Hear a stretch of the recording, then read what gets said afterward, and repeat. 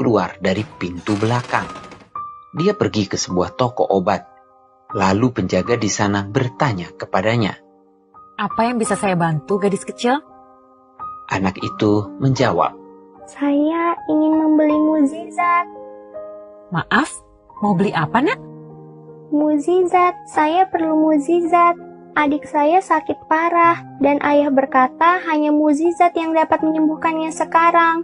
Jadi saya ingin mendapatkan mukjizat untuknya. Berapakah harga sebuah mukjizat?" Penjaga toko terkejut dan dengan lembut menjawab, "Maaf, Nak, kami tidak menjual mukjizat di sini." "Kalau begitu, tolong katakan pada saya di mana toko yang menjual mukjizat. Saya ingin membelinya. Saya akan beli dengan semua uang tabungan saya." Saat itu ada seorang pria tua di sana yang mendengar percakapan mereka.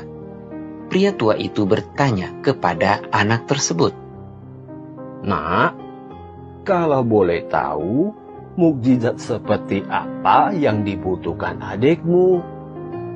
Gadis kecil itu menatap si pria tua dengan pandangan polos dan sedih.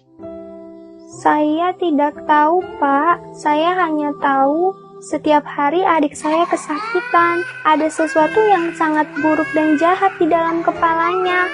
Ayah sudah berusaha keras untuk menyembuhkannya, tapi adik tidak kunjung sembuh.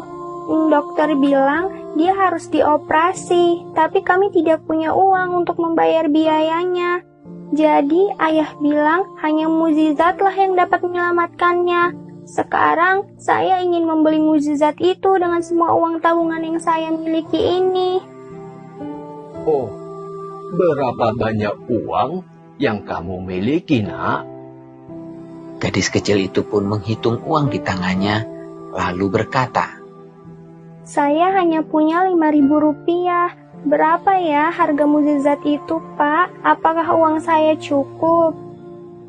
Si pria tua itu berkata sambil tersenyum, "Wah, kebetulan sekali. Harga sebuah mukjizat itu memang segitu. Dan kamu beruntung, karena saya punya mukjizat yang kamu butuhkan."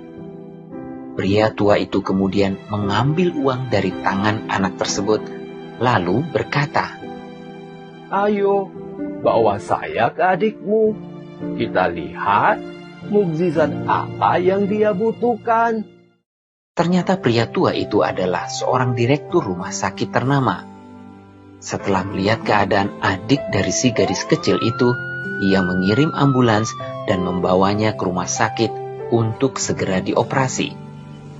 Operasi itu pun berjalan lancar, dan keadaan si adik membaik dengan cepat, sehingga ia diizinkan pulang setelah seminggu. Ayah dari si gadis kecil tak henti-hentinya berterima kasih pada si direktur rumah sakit, karena biaya operasi dan rumah sakit tidak dibebankan sama sekali pada mereka.